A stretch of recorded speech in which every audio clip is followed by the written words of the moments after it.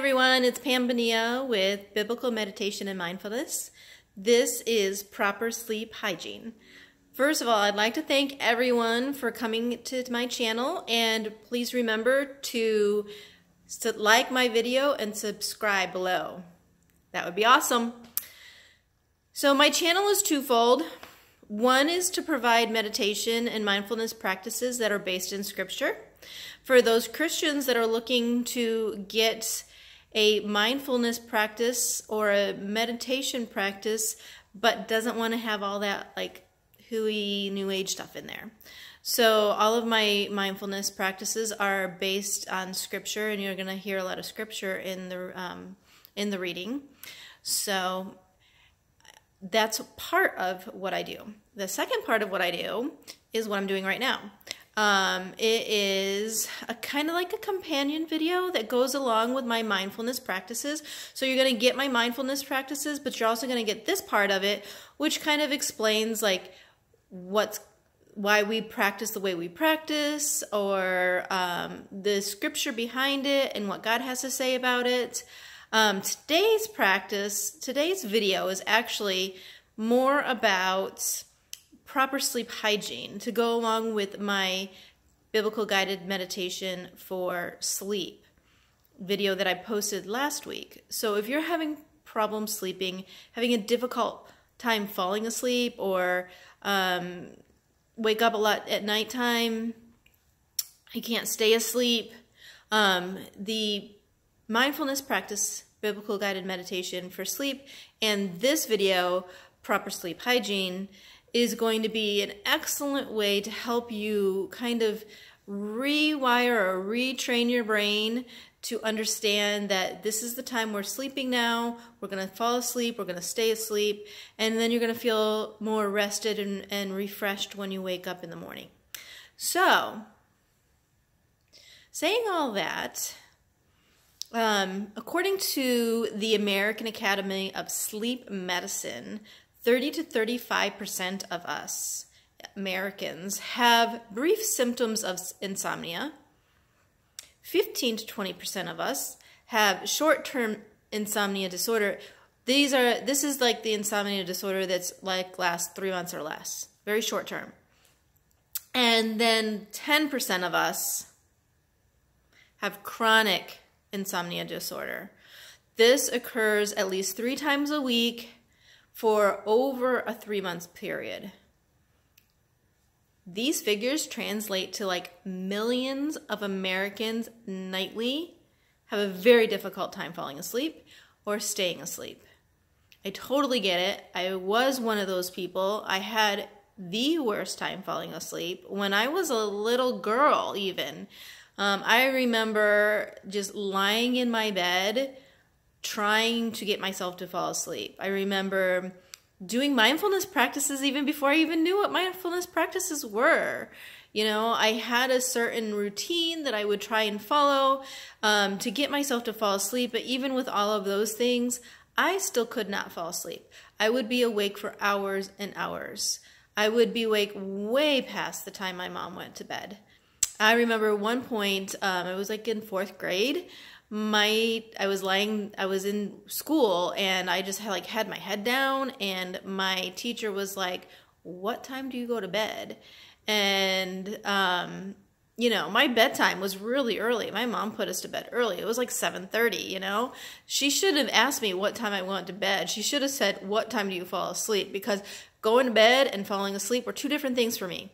I probably didn't fall asleep until maybe 11, 12 o'clock at night, every single night. And this is when I was a little kid. I had a really hard time. And that translated into like very difficult time sleeping as an adult, having recurring nightmares, recurring dreams, things like that. So I get it when people say, I cannot fall asleep. Or I get it when people say, I can't stay asleep. I wake up in the middle of the night and I'm up for hours afterwards. So these videos are really a part of my own journey and what I have found to work. And I often recommend these things with my clients. And so I thought I would put together a video for all of you out there who could follow some of these tips Try that again. Some of these tips and tricks to help us fall asleep and to stay asleep. Sleep is a really important part of our healing process. Our body needs sleep every single night, that deep sleep, to be able to heal our bodies, heal our minds, process what's happened to us throughout the day. And our body repairs itself while we sleep.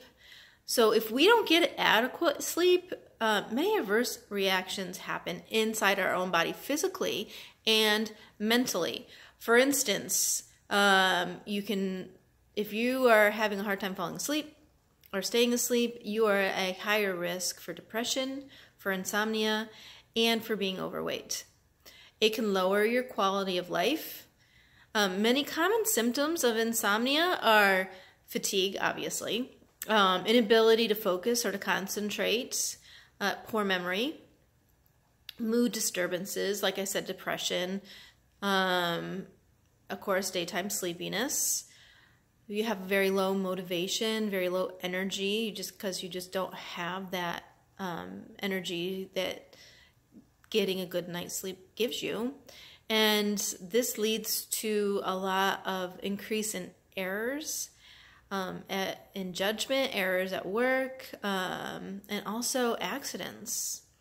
So anyways, I have put together this sleep hygiene program that will help train our brains to be ready to fall asleep quicker. And as I kind of go through this list, I want you just to kind of like pick what works for you, kind of tweak it and adjust it to what's the best schedule for you, and what you feel comfortable with. I've tried all the different parts and different aspects of what I'm going to tell you, and now I have my own sleep hygiene down. So it's really important to like kind of customize it to work for what you feel most comfortable with and work into your time schedule. So the more that you have established your schedule and adhere to it nightly, the more you're going to kind of rewire your brain, and your brain is going to start to understand that, like, because of this schedule, as you're going through this, it's like, oh, now is the time that I fall asleep. Now is the time that I can stop thinking about everything that's happened to me throughout the day. Now I can actually unwind and I'm ready to go to sleep. It's going to become easier and easier for you to fall asleep, and soon you're going to find yourself being able to fall asleep quickly, and you're going to feel more wakeful in the morning, more rested, more refreshed and renewed. So here is my suggestions for the proper sleep hygiene. First of all, of course, we need to start with a bedtime. Whatever time it is that you actually want to or need to get to sleep by. Could be 9 o'clock, 10 o'clock, 11 o'clock, whatever that is. Set that as a time for me. I am asleep by this time. So if it's like 9 o'clock, we're going to start our proper hygiene an hour beforehand. So you're going to start at 8 o'clock. Or if it's 10, you're going to start at 9, 11, 10, so on. You can figure it out. You can do the math. Anyways, so an hour before you want to fall asleep, we need to start with brewing some tea. Some tea with honey specifically. What I like to use is my tea that I get from the herbal store, and this is like a deep relaxation tea. It's a wonderful, it smells amazing, tea that I brew. And if I don't have this tea, like, I am not going to be falling asleep. It's so good. You can go to the herbal store and get teas for relaxation and sleep. You can go to your local grocery store and get like chamomile, you can get lavender, you can get a mixture, you can get like sleepy time tea, whatever it is, and just kind of like, you know, try a bunch of different ones and see which one works best for you. This took me a little while to figure out that this tea, this deep relaxation tea from the herbal store, was the tea for me. I also recommend that you add honey to it because honey is also a very natural relaxant. It helps you fall asleep. And so it's kind of like nature's Lunesta. It really helps you fall asleep. So having some tea with some honey, and of course when you're brewing tea, you want to let it steep for half an hour so you can get the full effects. So that's why you start this like an hour ahead of time. So you already have your tea and it's brewing.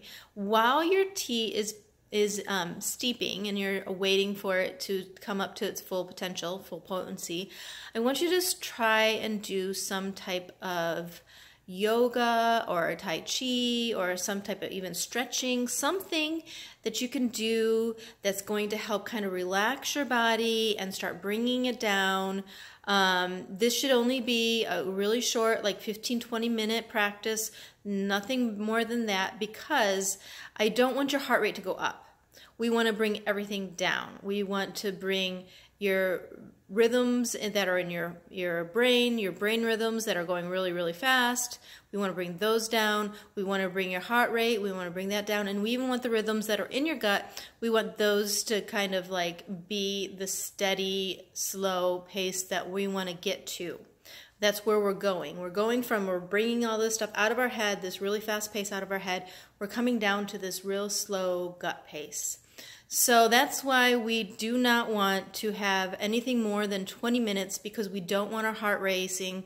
We don't want to have this be all sweaty and, you know, all of the physical things that happen to us when we're exercising. We want to keep that very low, very minimum. So a 15-20 minute routine, doing something, gentle, slow movements, and by the time you're done with this, your tea should be ready. So while you are sipping on your tea, I would like for you to start to do something like journaling, maybe like this, like coloring. I have the adult coloring book right here. So like, you know, filling in, doing some coloring if you like to do coloring. I love that page right there with the hummingbirds. If you like to crochet, if you like to knit, whatever this is that you really like to do that's going to help use your right and your left side of your body, we want to start really like connecting the right and the left hemisphere of our brain by using right and left side of our body movements.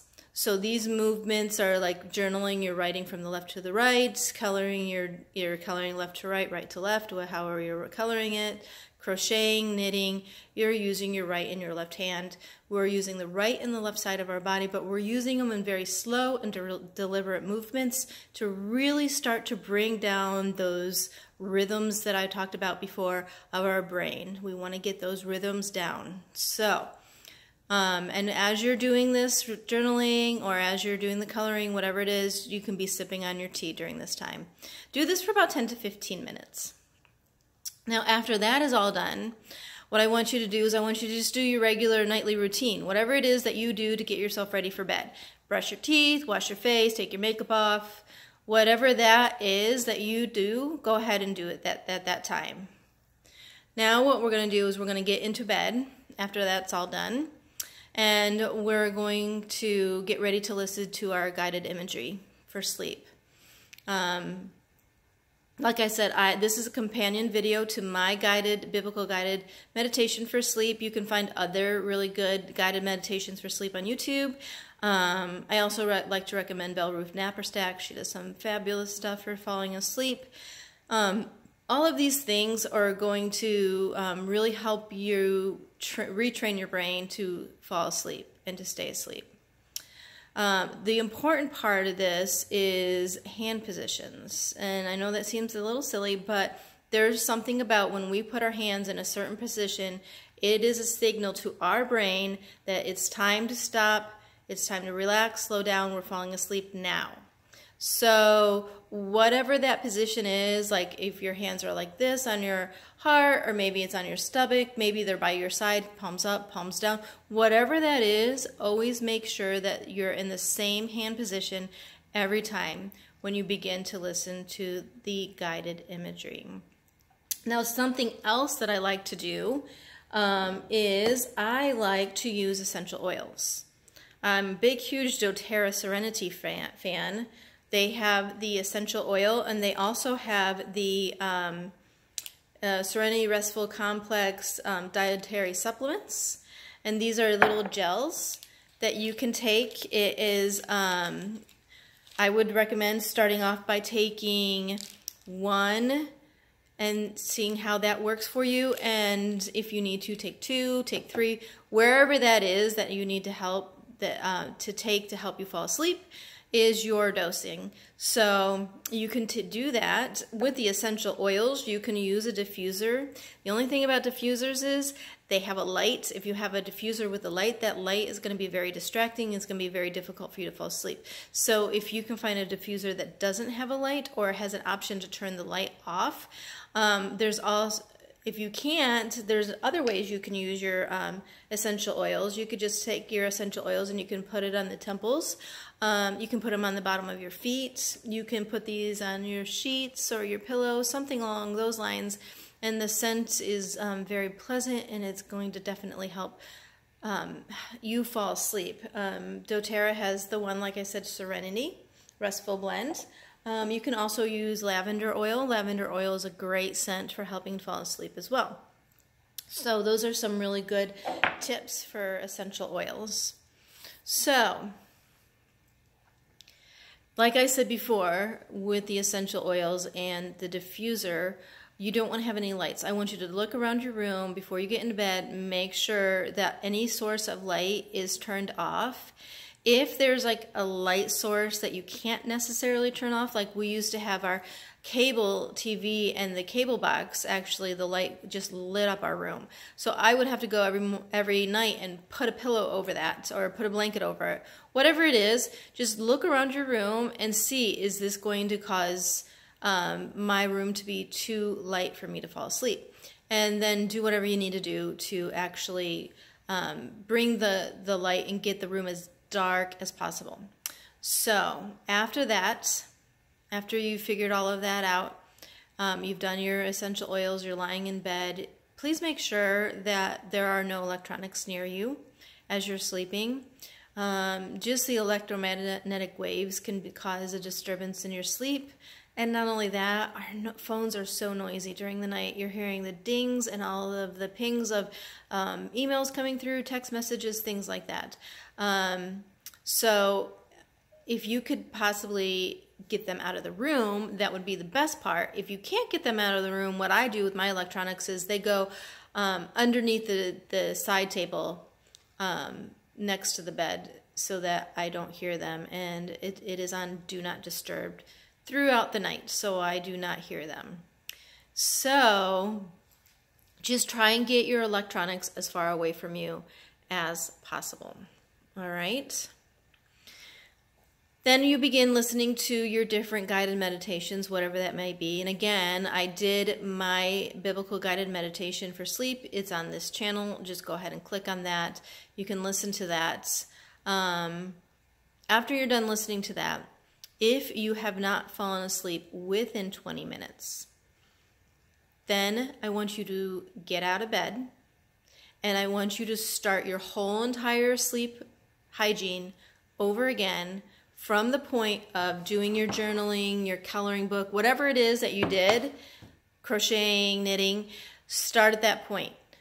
For 10 minutes, go ahead and color again, journal again, go back, wash your face, brush your teeth, do all of those things that you do in order to get yourself ready for bed, get yourself into bed, do your essential oils again, listen to the guided meditation one more time, and continue that until you actually do fall asleep. And this may be, at first, you might have to do it 2 or 3 times before you actually fall asleep. Please don't be discouraged. This is very normal, especially, you know, for adults, retraining our brain. This is years and years and years of miswiring that we have in our brains, that we have to reconnect these synapses, and it doesn't happen overnight. It doesn't happen in one 20-minute session. It's going to take a little while before our brains are ready to really fall asleep and to stay asleep. So please don't be discouraged if you have to do your whole entire routine over and over and over again, especially for the first couple of times. So after that, now you've fallen asleep. This is for people who cannot stay asleep. Oftentimes, people wake up in the middle of the night and their brain just goes, and they're just thinking about all kinds of things that have happened to them from the past, from the time they were little, all the way to like what happened earlier in the day, and their brain is just kind of rehashing everything, going over and over and over about things that you should have said, things you should have done, how it could have gone different. All kinds of stuff is happening in your brain, and you just can't seem to shut that off. If this happens, I want you to get up out of bed again and restart the routine, starting from the journaling part. So again, just redo that. Now I want to kind of like differentiate between our regular sleep patterns and waking up in the middle of the night for these type of things that we're talking about, where you definitely have insomnia or sleep disturbances. Because typically what's happening is this is like our level of consciousness, right? And when we fall asleep, we come down low and we dip back up, and we come down and we go really deep, and then we come back up again. And every time we kind of come up near consciousness, and these are the times where you're kind of aware of what's going on. Maybe you're turning in bed, you turned over or something like that, and then you go right back down to sleep. So I'm not talking about those times. Those are very normal sleep patterns. Those are, many people think, oh, I'm awake like 5 or 6 times a night. No, you're not really awake 5 or 6 times a night. You're just coming up to the level of consciousness, and then you're going right back down into sleep, which is very, very normal. What I'm talking about is being awake for longer than 5 minutes. So when you're lying in bed and you're awake longer than 5 minutes, I want you to go ahead and try and take another one of your doTERRAs or whatever it is that you're using. Maybe do a little bit more essential oils on your temple. Try that. And if that doesn't help you fall asleep, get back up. Like I said, get back up. Get yourself out of bed and do it again. Do the whole entire sleep protocol again. We're trying to retrain your brain to know that when this happens, when this sequence of events happens, this means it's time for your brain to shut down and to turn off and for you to go into a deeper sleep. So we need to really stop that whole cycle of just being awake for when we should be in bed sleeping. So we need to catch ourselves. We need to get ourselves back up. We need to start our whole entire process all over again as we continue our training of our brain. So now I want to also mention to you that proper sleep hygiene doesn't stop in the morning when we wake up. It actually, we have to continue kind of the process when we wake up, because when we wake up, we want to get fully awake as soon as we can. So we want to get out of bed and we want to go and get ourselves a glass of water. This could be like a warm water with a little lemon, or it could just be water from the tap, no ice, something just easy to drink, something that's going to be gentle on our system, because we want to wake up our system, and we want to get now from our gut, we want to go back up into our brain. So we want our brain to get turned back on as soon as possible so that it will be fully on, so that when it's time to go to sleep, it can get fully off. So we do that by waking up our gut in a gentle way, and that is by drinking the water with the lemon. And then, like, if you don't like the hot water, then just get the tap water and go outside and enjoy, you know, some of the fresh air, the sunshine on your face. Really let that kind of soak in. Drink that glass of water.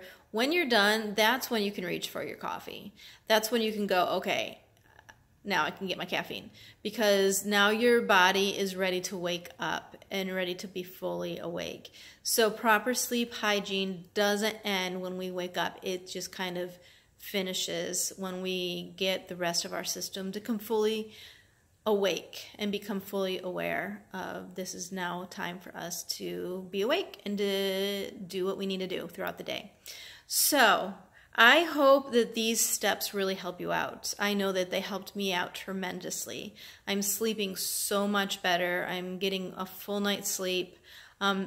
Saying that, there are times where I do catch myself maybe not falling asleep as quickly as possible, or being awake in the middle of the night for one reason or the other.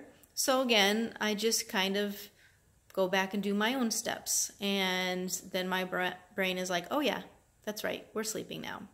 So I really hope this helps you, and I hope that you can get yourself back into a good, healthy routine for falling asleep and for staying asleep. Thank you so much for watching, and again, subscribe to my channel and like my video. Thank you. Bye.